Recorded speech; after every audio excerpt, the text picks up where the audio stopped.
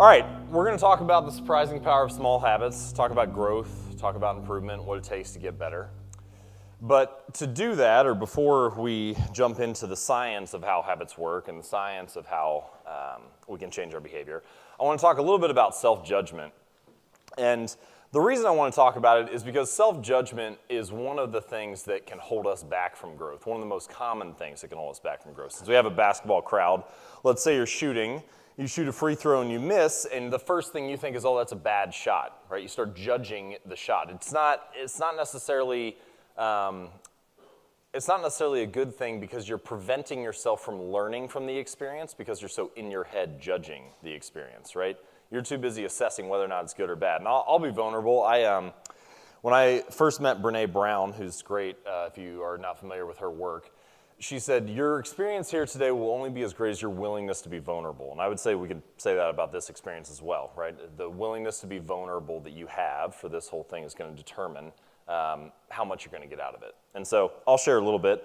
How awesome was Steve last night? He was great, wasn't he? It was awesome. And when he got done, I was like, man, I am not going to be like that on stage. And I felt bad about that for a little bit. And so what I was doing there is what you do when you judge yourself after you miss a shot. I was practicing this self-judgment, right? I was getting in the way of my ability to do the work and share my own message because I was too busy criticizing myself. Instead, I would like us today to think more about being like a rose bush, being a seed, right? When you plant a seed, you don't criticize it for being small, for being rootless and stemless, and then it sprouts out of the ground, it's a little bud. You don't criticize it for not being a bush yet or not being fully grown. But at each step along the way, it's exactly what it needs to be. And the reason that this is important is because we often judge ourselves, right, based on where we're at. I'm not there yet. I'm not a good enough free throw shooter. I'm not a good enough speaker. I'm not good enough at my business. I'm not good enough at relationships, whatever it happens to be. And we're so busy judging ourselves. And this is actually enforced by the way that society treats a lot of things, right? It's like you're never supposed to be satisfied. You're never supposed to be done. You need to be driven. And we often associate being driven and being dissatisfied as being the same thing. I don't think that has to be the case, though, because if you take the rose seed, if you take the bush, it never stops growing because that's just what it does. It grows. And so I would like us to take that philosophy into this next hour where we don't judge ourselves for where we're at. We're perfect whatever stage of our growth we happen to be in, but we never stop growing because that's just what we do. We're like the seed, right? That's just who we are. So, in order to start this off, I want to talk a little bit about Team Sky. I met a couple people from the UK last night who are probably familiar with this story. In the mid-2000s, Team Sky is Great Britain's professional cycling team. And they hired a man named Dave Brailsford. And at the time, they had a pretty middle-of-the-road record when it comes to performance on the world cycling stage. They had never won a Tour de France. And they brought Brailsford in, and they said, we want to change that. What's your strategy? What's your plan? And Brailsford believed in this concept that he called the aggregation of marginal gains. The way that he described it was the 1% improvement in nearly everything that you do. So they started by making 1% improvements in a lot of areas you would expect a cycling team to make. They got slightly lighter tires for the bike. They built a more ergonomic seat. They had their outdoor riders wear indoor racing suits, which were lighter and more aerodynamic. They had their riders wear biofeedback sensors so they could see how each person responded to the type of training that they were doing. But then they did a bunch of things that you wouldn't expect a cycling team to do. They taught their team how to wash their hands to reduce the risk of infection. They figured out the type of pillow that led to the best night's sleep and then brought it on the road with them to hotels. They split tested different massage gels to see which one led to the best muscle recovery. And Brailsford said, all right, if we can execute on this strategy, if we can aggregate all these tiny little 1% changes, then I think that we can win a Tour de France in about 5 years. He ended up being wrong. They won the Tour de France in 3 years, and then they repeated again in the 4th year with a different rider. And when Brailsford coached the Great Britain cycling team at the Olympics in London in 2012, they won 70% of the gold medals available. And so this idea is central to what we're going to be talking about today. This idea that 1% gains and getting 1% better each day actually is not just a tiny improvement, but adds up to something very significant over the long run. And it's just basic math. If you look at getting 1% better for 365 days in a row, you end up 37 times better by the end of the year. Meanwhile, if you make a slightly worse choice, a tiny mistake, a little error, a small lapse in judgment, and make a 1% worse decision each day, you almost whittle yourself all the way down to zero. And this narrow gap between 1% better and 1% worse, this is the stuff that ends up adding up and making us either champions or standing in second place or not even in the conversation at all, right? Now, getting better every single day is not reasonable, even for the most consistent and most dedicated of us in the crowd. However, if you want to get 10 times better at something, you just need to get 1% better for 232 days out of the year. So that's 5 days a week, 46 weeks a year. That leaves you 6 days for holidays, vacation, being lazy, making excuses, whatever it happens to be, right? But if you get better for those 46 weeks a year, those 5 days a week, you can take weekends off, and if you make 1% improvements, you're going to end up 10 times better by the end of the year than you would have been the year before. Now, so the key idea here is that small habits and tiny gains actually add up to something very significant in a surprisingly short period of time, right? They can multiply into meaningful results very quickly. If we believe this, if we're going to buy into this, then the next question is, how do we do that, right? How do we execute on that? And that's what the practical part, the next phase of this presentation is going to be about. We're going to answer 3 questions. So first, why do some habits stick and others fail? What's the deal? How do habits work? How can we get into our own psychology? Why are we able to build some behaviors and not build others? Second, how do I know what to change? If I buy into this idea that 1% improvements make a difference, then how do I pick, right? We can spend our ways, our attention, and our energy in an infinite number of ways. How do I decide what to focus on? And third, how do I get started and take action? And if you know these 3 things, if you know why and how habits work, if you know what you're going to try to change, and you know how to take action, I don't know what more you could want from a bald man on a Saturday morning, right? So first, I'd like to say thanks to a couple people. These are some people who have significantly influenced my work. BJ Fogg, Leo Babauta, Nir Eyal, Dan Party, Scott Adams, Kelly McGonigal. I just mention them because they're researchers, they're behind the scenes, they often don't get the credit. A lot of these people work at Stanford or other universities, and I think it's important to cite the sources that have influenced my thinking and work. Thank you. All right, so part 1, why some habits stick and others fail. I like to start by talking about a research study, and this, for those of you who aren't familiar with my work or haven't read a lot of my articles, the typical flow, and the flow of this talk as well, is going to be some kind of story. We're going to back it up with scientific study or research. I try to base the majority of what I talk about in some type of proven academic study, and then distill it down to a practical insight, something you can take home and actually use. And so that's going to be the flow, and we're just going to repeat that time after time as we go through this presentation. This particular study came from Princeton University, and most people are familiar with the story of the Good Samaritan stopping along the side of the road to help a fallen person, help someone in need. Well, Princeton, their theology school, decided to run this experiment. They brought in a bunch of theology students. They said, all right, we're all familiar with the story of the Good Samaritan. We're going to break you up into groups, and you're going to go teach in different rooms across campus. You're going to teach this story. And so they started talking about how they were going to deliver the presentation and so on. And they had a couple different cohorts. The one cohort, they said, all right, just go ahead and go off and deliver the presentation. So they went off to their rooms. The second one, though, they did something interesting. They sent the group off, but on their way to they sent the group off and they said, by the way, we're running a little bit behind, right? You don't have very long to get there. It takes about 10 minutes. You only got 5, so we kind of need to hurry.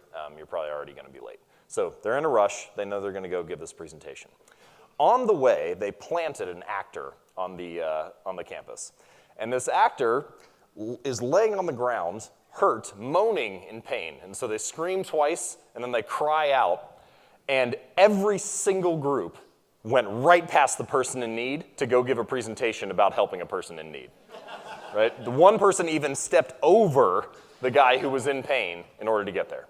Now, the point of this, and what I'd like to start talking about now, is the danger of being goal-focused and goal-oriented. These people had a goal, right, to deliver a presentation. And they were so one-sided, so narrow-minded, so focused on that goal that they missed the bigger picture and the perspective of what they should have been doing in the first place. And I think that this can be a danger of goals often. And so instead, I would like to encourage us to focus on systems rather than goals. Here are some examples.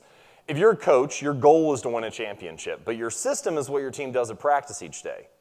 If you're a writer, your goal might be to write a book, maybe even write a best-selling book, but your system is how you write each week, the schedule that you follow. If you're an entrepreneur, your goal could be to build $1 million business or a $10 million business, but the system is the sales and marketing process that you have. The systems are what actually make the difference. They're what drive the results. And what I've seen, having goals is great. Having a vision, having a dream is nice. It's important to know where you're going and where you're headed. It's important to have some clarity of focus, to know that we're moving in this direction. But once you know that, having the goal on paper makes very little difference. And committing to the system and showing up every day drives a lot of results. And so I'd like to talk about how we can build these systems and repeat these habits day after day, week after week. The first thing that I'd like to encourage us to think about is how goals and repetitions actually get you to any outcome that you want. So let's say that you have a goal of squatting 300 pounds, right? Point A might be squatting 100 pounds, and it doesn't take very many repetitions to get there. Maybe you have to be in the gym for, 6 months, a year, whatever it happens to be. Maybe you can do it right now. Point B could be squatting 200 pounds. It's going to take some more repetitions to get there. Point C is much further down the line, take even more. But once you realize this, the only thing that you have to do is put your reps in. The only thing that it comes down to is committing to the system and performing day after day. So habits in this way take you wherever you want to go. All right, how long does it take? This is a common question that people have about building habits. So there was a study done at University College London. They looked at a variety of different habits. On average, they found that it takes 66 days for a new habit to stick, 66 days to build a new habit. This had a really wide range, though. Sometimes the habits were very small, like drinking a glass of water at lunch. Sometimes they were much more significant, like going for a run after work each day. The lesson to take away from this is that the range was anywhere from 3 weeks to 8 months. And so if you're looking to build a new habit, if you're looking to install a new behavior in your life, then you can pretty much commit to the fact that this is going to take months, right? This is a lifestyle that we're trying to build. It's not 21 days and then you're done. It's not a 30-day program, then it's like, we did it, habits built, don't need to worry about it anymore. There's some point, which on the vertical axis we have behavior automaticity, so how automatic something is, how little you have to think about it. And then on the horizontal axis, the number of repetitions you need to do. The more reps you do, the more automatic the behavior becomes. And at some point, you get to that little habit line where it tips over, and suddenly, this is automatic now. So again, we're talking about focusing on the number of repetitions that you do, the system that you build, so that you can make this behavior more automatic and more routine. There are a lot of different habit models, some from the people that I mentioned earlier. Lewin's equation, operant conditioning is a very famous one by B.F. Skinner. Tiny habits model, loop model, hook model, blah, blah, blah. The only reason I list all these here is so that you understand that there are a lot of different ways of thinking about habits, but we're going to break one down right now, probably the most popular assessment of how habits and behavior work. All of these share things in common, so if you hear people talking about this is the way to build habits, it's a way to think about building habits. All right, here's one way to think about it. I call this the 3 R's. This is very similar to what's mentioned in Charles Duhigg's book, The Power of Habit, which is a good book to read if you'd like a little overview. The basic idea is that there are 3 phases of building any new routine into your life. First, there's the reminder, okay? And the reminder is the thing that triggers the habit, the thing that initiates the behavior. It's a cue. So, for example, if my phone rings, that could be a reminder. The second piece is the reward, or is the routine itself, the actual habit, right? The action that you're performing. So phone rings, that's a reminder. I answer the phone, that's the routine. The third piece is the reward. And this is the benefit that you get for doing the behavior. Now, when we're trying to build new habits, when we're trying to think about how to initiate these things into our life, the important pieces to focus on are the reminder and the reward. Because if you can figure out how to give the right incentive, the right benefit for doing the behavior, it becomes more easy for it to be ingrained. And if you can figure out how to trigger the behavior, which we're going to talk about in a moment, that may be the most powerful way to initiate new behaviors and habits. I'm going to give you multiple examples of that in a moment. So let's talk about practical ways to build these new habits. First, simplicity. Start incredibly small. The reason that we want to start incredibly small is that there is some type of friction in the beginning. And the bigger the habit is, the bigger the friction is to start that behavior. So if you were going to break it down in 3 simple steps, and this comes from the Tiny Habits program by BJ Fogg, which is free if you'd like to take it if you really want to geek out on this stuff. tinyhabits.com is where that's at. But start with a habit that's incredibly easy for you. Increase your habit, but in a very small way.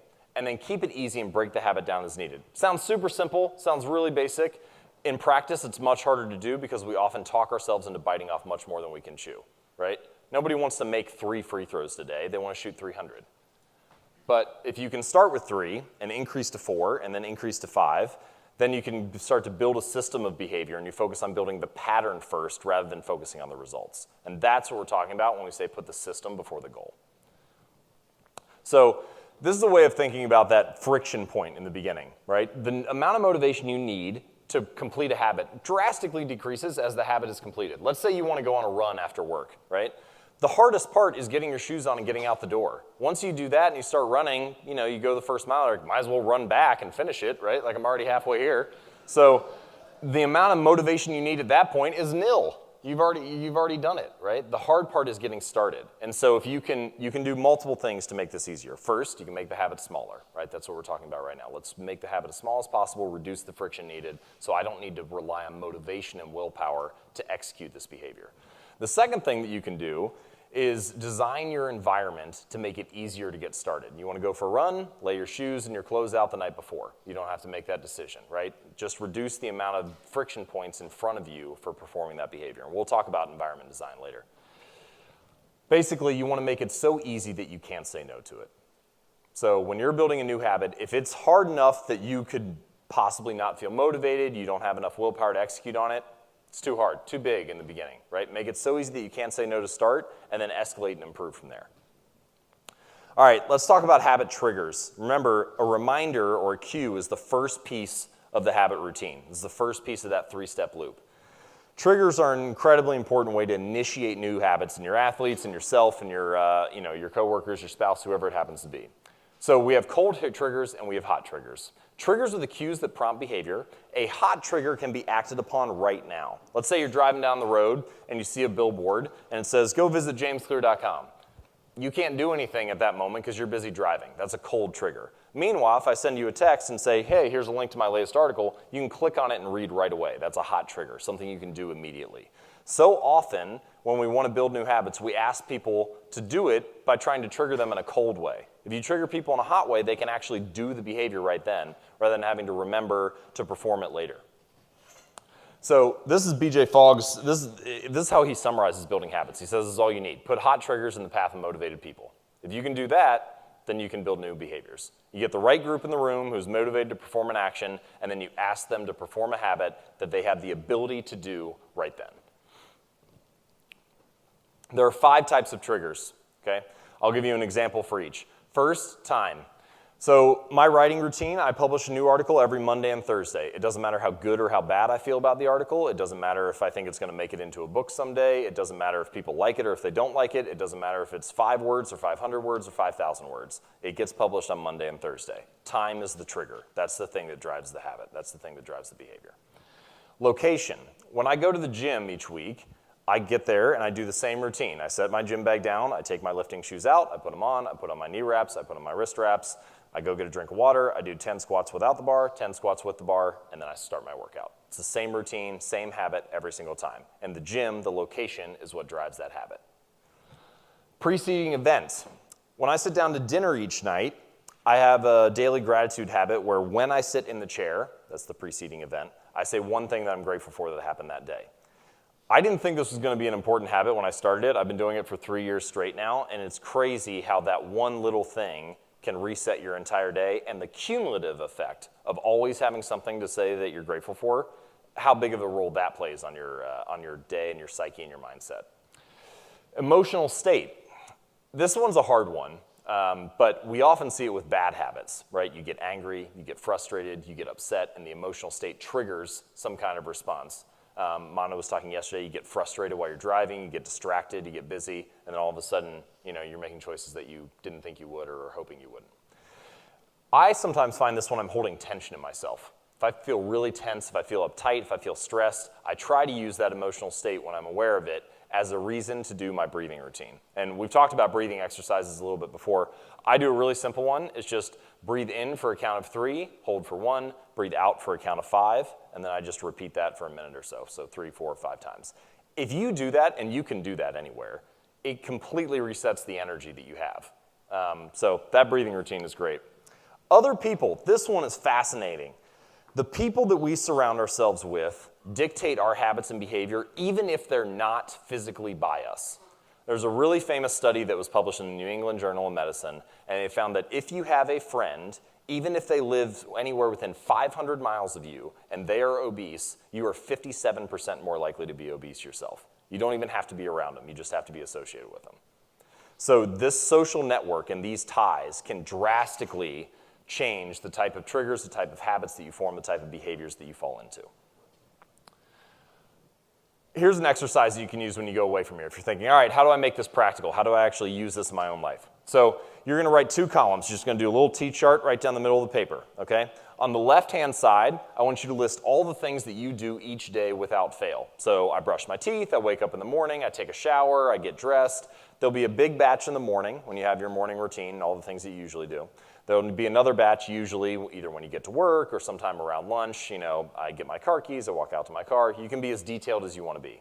Usually another batch when you come home for dinner and then bedtime routine and so on. But you're going to go throughout the whole day and list everything that you just normally do. Then in the second column, you're going to list all the things that happen to you each day without fail. The sun rises, the sun sets, a commercial comes on TV, a song plays on the radio, traffic light turns green, traffic light turns red, all the things that are in your normal day that just are going to happen like clockwork. What you have at this point, once you develop these 2 comprehensive lists, is a list of possible triggers that you can tie a new behavior to. So let's say that you wanted to start meditating, for example, and you saw that on your list, in your morning routine, you have make a cup of coffee. For this new habit, you can stack it on top of the old behavior and use the old behavior as the trigger. So you say, when I make my cup of coffee in the morning, then I'll meditate for 60 seconds. And so you're trying to tie the new behavior to an old behavior. The reason that this is useful neurologically, you know, the line is neurons that fire together, wire together, and so on. You're basically creating an on-ramp to this neural pathway in your brain. You've already got this habit built. You already make coffee every morning. It's already something you can count on. And because of that, let's go ahead and tie this new behavior to that same neural pathway and build it into your brain so that it's stronger and has more likelihood to stick. So select the trigger that best fits the new habit. All right, so that gives us an overview of habits. Now let's jump into the practical, like how do I actually change, how do I get started with all of this? So part 2. The first thing I'd like to talk about is in order to make a change, in order to build these new habits in your life, we first need to start thinking about what's distracting me. This is a concept called the Zeigarnik effect from an awesome researcher with the name of Bulma Zeigarnik. In the 1920s, there's a story about 4 or 5 men walk into a restaurant in Germany. They sit down to have their meal. It's a relatively complicated order. So they tell their order to the waiter, and the waiter just stands there and remembers it all by memory, and then walks off, gets the order right, brings the food back. They're really impressed. They ordered a lot of different things, and he didn't mess up anything, right? It was perfect. So they were talking about his memory. They eat the food, they leave, they finish their meal, and they walk out. One guy realizes about halfway down the street that he forgot his wallet. And so he runs back to the restaurant and goes over to the waiter and says, hey, I'm sorry, I forgot my wallet. I don't know if, maybe you can help me. And the waiter looks at him and says, who are you? Do I know you? And he was like, you just served our party. We were really impressed by how great your memory was. You remember the whole meal. And the waiter looked at him and said, oh, I only remember each meal until it's served. And what we're talking about here is the Zeigarnik effect, which is the tendency to experience intrusive thoughts or to remember things or to spend our mental energy on things until that objective is completed. So we remember things that are incomplete, that are pursued and left undone. Consider for a second what type of role this can play in your life. If you're someone who does what I would call half work, where you start a project and work on it a little bit and then never end up finishing it, or you're doing a task and then you leave it undone, you look at an email and you leave it unread, you use your inbox as a to-do list, all these different things. These are open loops that you're opening in your brain over and over again. You have all this undone work that is taking up mental energy, that's using up space. You can consider your brain kind of like it's like RAM, right? Like in a computer. You're at 100%, and then you start to have to remember things, and you drop down to 95, 94, and you're taking yourself down, and all of a sudden, on your average day, you only have 75% of your power to put toward a task because you're so busy trying to remember all these open loops and things that you are spending energy on. So the curiosity gap is the nagging brain, basically. And if your brain is constantly nagging you, you can't put your energy best toward the next task that you're trying to perform. So here's one exercise if you want to play with this. I've struggled with this myself as well. I'm certainly not perfect in any way with this stuff. And so I forced myself to go through my inbox, and I was only allowed to read an email once. I open it, I read it, I have to respond to it or archive it. It's done. I'm not allowed. It's like a ticking time bomb. So if you want to push yourself with this, go ahead and give that a try for 10 minutes. Just try to respond to as many emails as you can in 10 minutes, and you're not allowed to do anything else except for respond to it or archive it. You aren't allowed to leave the loop open. All right, so if we understand that we have all these open loops in our brain. We have this multitasking, busy mindset that we're dealing with, these things that we're struggling with. What's the next step that we can take, and how do we understand how this influences our behavior and decision-making on a daily basis? There was a popular study done. It was written about in the New York Times not too long ago. They looked at 1,000 parole board judges. And so the criminals would come in, they would be seen by this judge, and then the judge would decide whether or not the criminal was going to be let out on parole. Now, you would think that the thing that would influence whether someone was let out of prison was the crime that they committed and the way that they served their time. But what they found was the thing that had the single biggest impact on whether someone got a favorable parole hearing was the time of day in which they were seen. And the reason that this is true, so this is what the judge's decision-making looked like, all right? So at the beginning of the day, it started out you had a 65% chance of getting a favorable hearing, being released. Then, as they made more decisions and the day went on, that slowly went down to about 0. Then we have this first dotted line, this is the lunch break. Judges get to take some time off, get something to eat, they come back, boom, spikes right back up to 65%. Then they make more decisions throughout the afternoon, fades back down, they give them another break, and then by the end of the day, it's just dropping off a cliff and going all the way down to 0. This is what's known as decision fatigue. The more choices that you make, the more things that you force your willpower to be used upon throughout the day, the less you have to spread around to the other tasks. You can think of willpower as like a muscle, right? The more that you have to use it, like I can sit up here and rep out curls for a little bit, but you give me 2 or 3 minutes and all of a sudden I start fading, right? And this idea is very useful when we think about building new habits and putting our energy toward our best work. How can you automate the choices and decisions in your life so that you spend less time working on things that will sap your decision, that will take away your willpower, and put that more towards the events that are worthy of it? The judges here, just to wrap this thought up, so one thing that they realized, this actually was like a safety mechanism.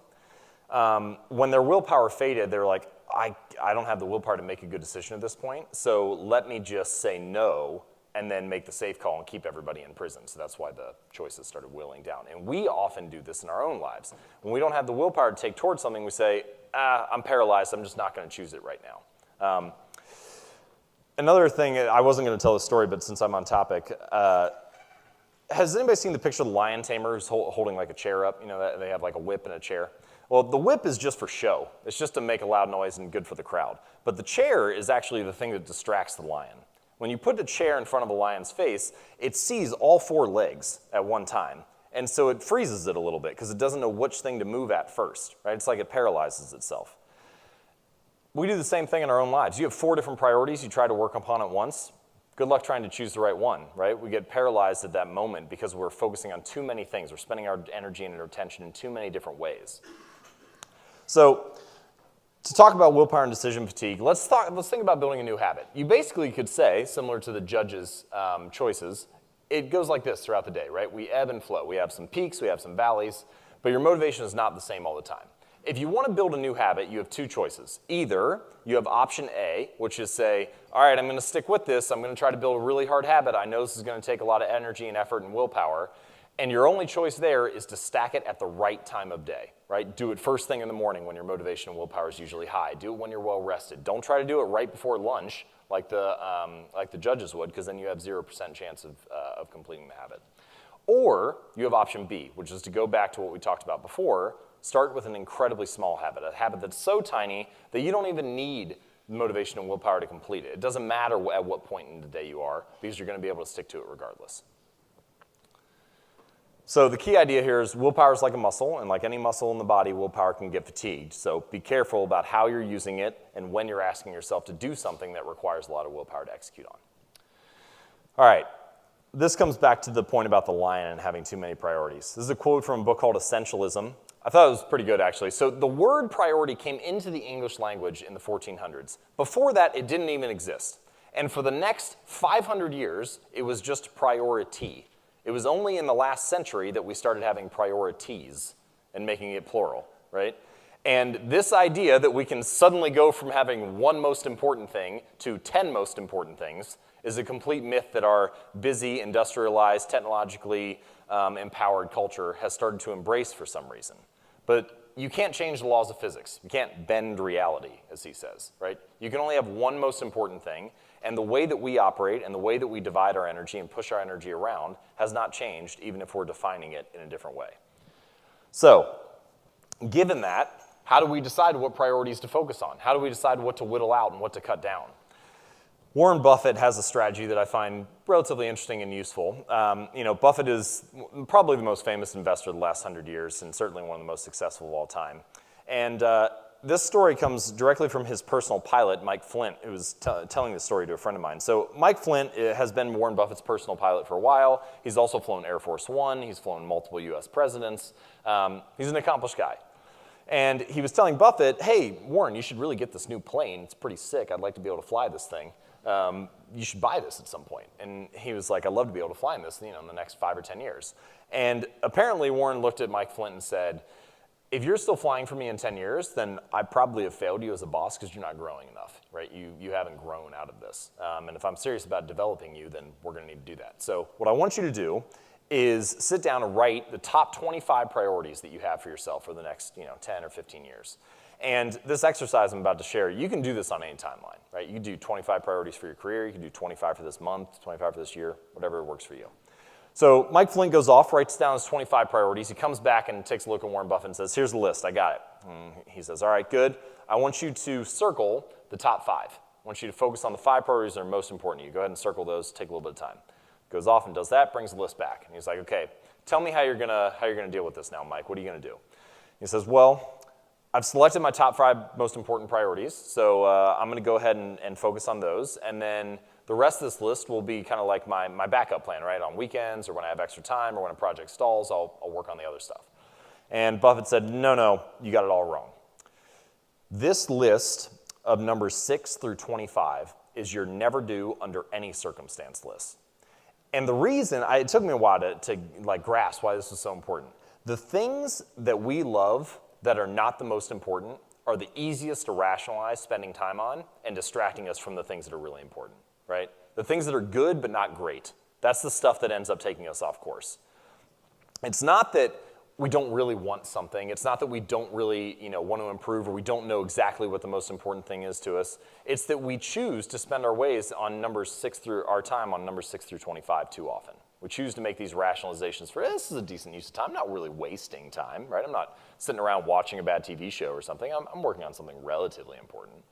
But that's the stuff that pulls away from greatness. So what I like to think about, come back to that rose bush.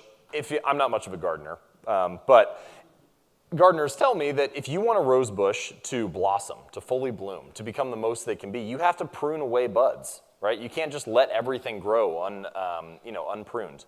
And in order to do that, that means you have to cut away buds that could blossom into something. They could become a full-grown flower. They could look good. So these are good ideas that you have to clip away, but you have to prune those out of your life if you want to truly be great, if you want to focus on flourishing to the biggest degree. So pruning away these ideas and using Buffett's strategy of this 25-5 rule is one way to cut out the things that are in your life that are distracting you from greatness. Another way, and this is on a daily basis, so you can think of Buffett's as like a longer timeline, as like a strategy, and then this Eisenhower box is how do I run my day-to-day activities. So if you want, I put together a Google Doc where you can download either a PDF version or just use an online version of the Eisenhower box. You can download that at jamesclear.com/ebox if you want a copy of it. But you can also just write it on your paper. The basic idea, President Eisenhower used this daily, supposedly, when he was running the United States and throughout his illustrious career as a military official.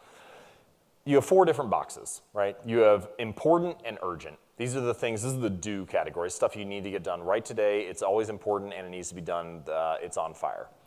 The next category is not urgent, but it is important. This is the category that we often overlook. These are the things I know I should be doing. I know they're good habits. I know I should be going to the gym more often, but I just can't seem to make time for it. This is the stuff that you need to decide when to do it. You need to schedule it at some point. The next is not important, but urgent. This is the stuff that pulls us away a lot of the time. These are the fires, the daily emergencies, the things that pop up, right? I need to go pick my kids up from school. Somebody got sick. I have to take them to the hospital. There's all sorts of things that are urgent, but not necessarily the most important way to be spending your time and energy. Then there are things that are not important and not urgent. These should just be deleted, right? But a lot of the time we have one or two of these that have somehow crept in and we're still spending our time on it because inertia and momentum, and we just happen to keep doing that, but we shouldn't be. So this little box can be a useful way to think about where am I spending my time today, and is that in the right category? So the key idea here is that busy does not equal important, and urgent is not the same thing as necessary. Just because something is urgent doesn't mean it needs to get done. So filter out the fluff, focus on what matters. In order to do this, so you may be thinking at this point, all right, I want to focus on the most important stuff, but I still have a lot of priorities. I still have a lot of stuff that sounds important to me. I still would like to build all these new habits. How do I decide what to stick to first? In this case, I would suggest keystone habits. A keystone habit is a type of behavior that you perform that filters into your life in many other ways. I'll give you a couple examples. So one keystone habit for me is working out. If I go to the gym every Monday, Wednesday, and Friday, all sorts of things happen. First, I get the benefits of strength training, so yes, that's good. That's what most people think you're going there for. But when I come back, I have an hour of solid focus, right? I get kind of that post-workout high where you have really clear thinking. So my focus is improved. I tend to eat better when I work out. I don't know why, I just don't want to waste it, I guess. I could, eat ice cream if I wanted, but I just kind of feel like I have a good streak going, so might as well continue eating well too. Nutrition improves. I sleep better that night because I'm tired and I've worked my body hard. I wake up the next day and I have better energy because I slept well. So at no point was I trying to build better focus habits, nutrition habits, energy habits, sleep habits, but all of those things came as a consequence of this one keystone habit. So if you're looking for a way to get started in a very practical way, think about what the keystone habit could be for you. Some popular examples, weightlifting's mine. Meditation is another one that you commonly hear CEOs talk about. If I get my daily meditation habit in, then everything is much easier for me. Walking, going on a daily walk is a very common one, especially for artists if they need some creative time. If they do their daily walk each day, the rest of it kind of flows. Visualization is a common one. You'll hear comedians say things like, I rehearse the greatest performance I've had right before I step out onto stage, or I visualize having a successful speech right before I step onto the stage. So those type of visualization techniques can be useful as well. But think about what you do on days when you perform at your best. That'll give you an insight into what your keystone habit could be. All right, part 3, how do I take action? One way is pre-commitment. Pre-commitment is a strategy basically for overcoming this idea that our willpower fades, our willpower is not always useful or not always at its peak. So pre-commitment is what I would call an instant willpower improvement. And we've talked about how you can be paralyzed by choice, this kind of lion in the chair philosophy. And when our willpower is low, we're less likely to give up choices, right? We don't have the option to, we don't have the power, the strength, the attention, the energy to make the right choice. So we say, I'd rather just not make a choice right now. So we can use pre-commitment to overcome this. Let me give you an example. So there was a study done. They looked at this large organization. They had thousands of employees. And they sent out a random sample. They said, our goal is to get more employees to take their flu vaccination each year. How are we going to do this? How are we going to change their behavior? So they sent out a couple different options. Option 1 just said, hey, guess what? You need to go get a flu shot. Option 2 went out to a couple employees that said, you need to get a flu shot, and we would like you to select a date for when you do that, right? And so if they just selected a date and said, I'm going to do it on April 22nd, then they were 2.4 times more likely to end up getting it because they pre-committed to a certain time. They were 4 times more likely, however, if they got the third option, which is to say, I will do it on this day at this time. So by pre-committing to a particular behavior, they drastically improved the odds that they were going to perform that behavior. Then there's another option, okay? So they sent out another one and it said, not only do you need to get a flu shot, we've chosen the time and date for you. So you're going to go there on April 22nd at 1 p.m., and if you need to change it, you can call this number. By pre-committing to people to something that they had no role in, they still increased behavior by 12%. Now, there are all sorts of ways that we can use this in our lives. If you want to use pre-commitment, what I would suggest is implementation intentions. This is a popular study that I enjoy citing. So you can actually increase your odds of performing a particular behavior by 2 to 3%, double or triple the odds that you're going to do something just by using what's called an implementation intention. There are hundreds of studies on implementation intentions if you feel like seeing more, but we'll talk about this one.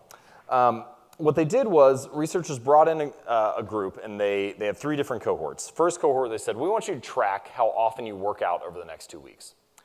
The second group, they said, we also want you to track how often you work out, but we're going to show you this motivational presentation, this motivational talk and pamphlets and video on the benefits of exercise. So here's the cardiovascular benefits. This is why you should do it. So group 2 was the motivated group.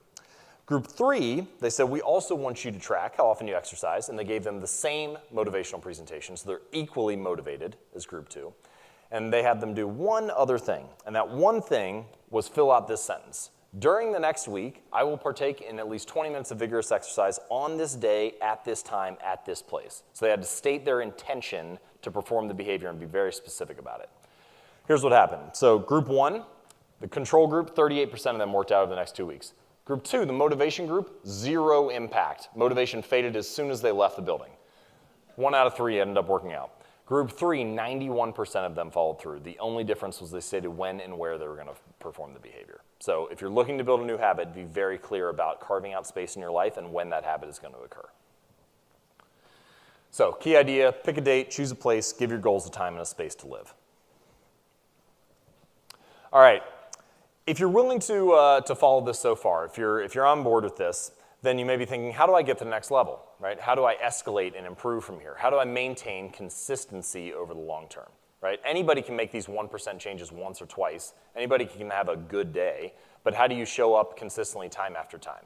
Here's one example, and this is going to lead us into what I think is the most powerful way to change behavior, which is environment design. So the story here is about a guy named Trent Dursmid, and Trent was a young banker in his early 20s, 23, 24, in Abbotsford, Canada.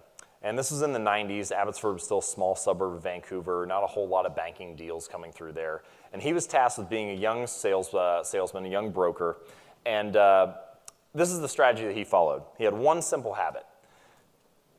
Every morning, I would start with 120 paper clips in one jar, and I would keep dialing the phone until I'd move them all to a second jar.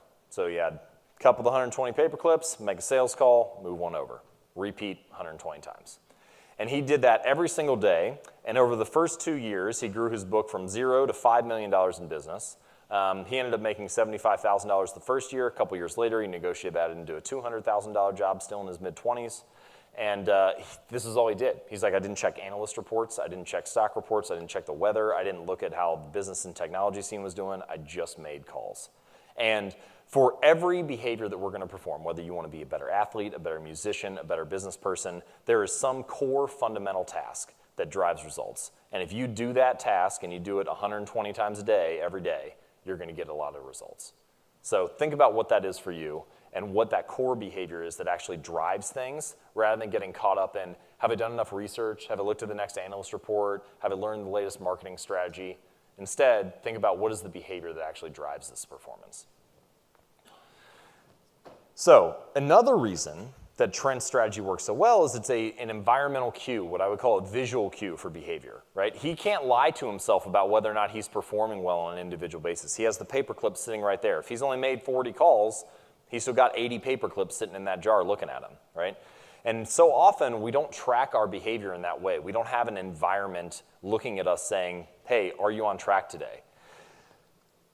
This is important because environment can actually drive our behavior in very significant ways. This study was done by a researcher at Harvard University. Their question was, can we impact people's behavior? Can we change habits? Can we drive growth and performance, even if we don't even talk to anybody? If we don't even say anything to people, can we change what they do? And what they found was, yes, they can. So the cafeteria at Massachusetts General Hospital looks like this. This is drawn to scale, since I know you're all worried about that. So the black boxes on the side here, the little ones, these are just little water refrigerators, kind of like a mini fridge, okay? These are on the side of the room. The large squares and circle in the middle and so on, these are food buffet lines, all right, where people get food. And then the pink boxes, these are refrigerators that are larger, but they have soda in them and they also have water in them, okay? Now, what they did, and this is the only change they made, I'm going to flip back and forth here so you can see. So they added more water stations, that's what all the little circles are. And then the 3 big ones that were pink and now are black, they didn't take soda out of them, they just added more water to them. Okay, so soda is still an option. This is all they did to the room. They just changed the placement of the water. What they found over the next 3 months is sales of water increased 26% and sales of soda decreased by 12%. So people are drinking much less soda than they were before, but they didn't even say anything to them. Nobody even mentioned the change. They just put the refrigerators in there. Think about this for a minute. often we assume that our habits are done because of how we feel about something. Oh, why did you pick that soda to drink for lunch today? Well, I felt like having it. But the truth is, 12% of people just bought it because it was in front of them, not because they actually wanted it. And this is true of our behaviors across a broad range of life. We often choose to do things simply because it's put in front of us, simply because the environment is designed that way, simply because we're sitting in a place that's tailored to a certain action. B.J. Fogg, one of the professors I mentioned from Stanford University, he used this in a way at his own house. He wanted to eat popcorn, but he wanted to eat less of it. He liked popcorn, just didn't want to eat as much. So he took it out of his pantry in his kitchen, walked down the hall, went to the garage, climbed up the ladder on the highest shelf in the garage, and put the popcorn up there. Now, if he really wants it, he can just go out and get it. It only takes 30 seconds. But if he's designing for his lazy decision, for his default choice, he's not going to go get the popcorn. How can you design the room around you, your workspace, your work environment, your training environment, so that the default choice, the lazy decision, is a better decision? And if you can do that, then you can make it much easier to follow through with the habits and behaviors that you want to perform. This is Kurt Lewin's equation. He actually came up with this in the 30s, but what it basically says is behavior, any behavior, is a function of a person in their environment. And so if you can change the environment, you can change the person. You can change the behavior. So the key idea here is that I've never seen, at least in my research, anyone consistently stick to positive habits in a negative environment. We often discount this. We often think, oh, you just need more willpower. You don't have enough guts. You don't have enough courage. You don't want it bad enough. But the truth is, if you design an environment to promote a certain behavior, you make it far easier for people to follow through with that. So this is what I would call the Seinfeld strategy. And this is a way to stick with this over the long run. Jerry Seinfeld, very famous comedian, one of my favorite comedians, certainly one of the most successful comedians of all time. And when he was starting his career, as his show was getting on air, first year or two, he was still going around and, I got it, cool, thank you. They're giving me a time check. So Seinfeld was still on the road, still going around doing his stand-up comedy. And at this particular club one night, Seinfeld was performing and headlining on stage, and there was a young comedian named Brad Isaac who was opening for Seinfeld. And Isaac got Seinfeld backstage and said, Mr. Seinfeld, I'm a young comedian, I really want to succeed, I'm interested in hearing, do you have any tips for somebody in my situation? And Seinfeld looked at him and said, well, the secret to being a great comedian is to write better jokes, and the secret to writing better jokes is to write every day. So here's what I think you should do. I want you to get a big wall calendar where you can see every day of the year on the calendar. Put that on your wall, and each day that you do your task of writing jokes for 10 minutes, 15 minutes, whatever it is, I want you to mark an X on that day. He's like, you may do this once or twice and have a couple false starts or whatever, but at some point, you're going to get 5, 6, 7, 8 days in a row. You're going to get some kind of chain going. And at that point, your only goal becomes don't break the chain. It doesn't matter how good or how bad your jokes are. It doesn't matter if they make it into your material at any point. All that matters is that you don't break the chain. You stick with the consistency. I know people who have used that for almost anything. You can use it for workouts, right? Don't break the chain of your training. You can use it for dribbling drills. You can use it for, if you're a filmmaker, am I working on film for 30 minutes a day? Whatever the goal is for you, don't break the chain.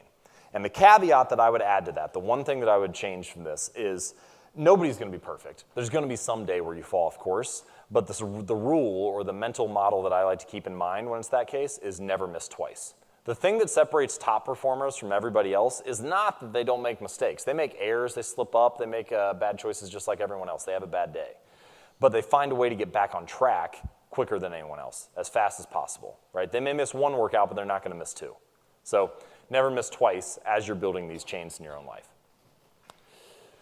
The key idea here, the phrase that I like to use, Rome wasn't built in a day, but they were laying bricks every hour. Right? You don't have to do everything you want today, but you do need to lay a brick. You do need to keep that chain going. Day after day, brick by brick, how do you build the thing that you want to create? So I have two stories to finish up here. The first is from Southwest Airlines. And Southwest, popular airline, they're really well known in the airline industry for being profitable, which is something you would hope every company is. But throughout the 70s and 80s and into the early 90s, Southwest was continuing to post profit every year when a lot of businesses and airlines were not. And so they were so successful to the point where in 1996, they had offers to expand to almost 100 different cities. Now think about if you're in this position. If you're a business, this is your goal, right? Like how do we grow as fast as possible? So 100 different cities are asking Southwest to move. And instead, Southwest turned down 95% of the offers and moved into 4 new places in 1996. This story is told in a book called Great by Choice by Jim Collins, and the reason that Southwest pursued this strategy is they wanted to do things they could sustain. In any habit, there's some level of effort that needs to be put in, and this is what we usually talk about, right? Let's perform harder, let's put more effort in, let's burn ourselves out.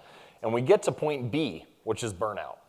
Now you have the opposite, which is point A, that's laziness. It's very sustainable, doesn't require a lot of effort, but you want to live somewhere in the middle, right? Somewhere in this zone of long-term growth.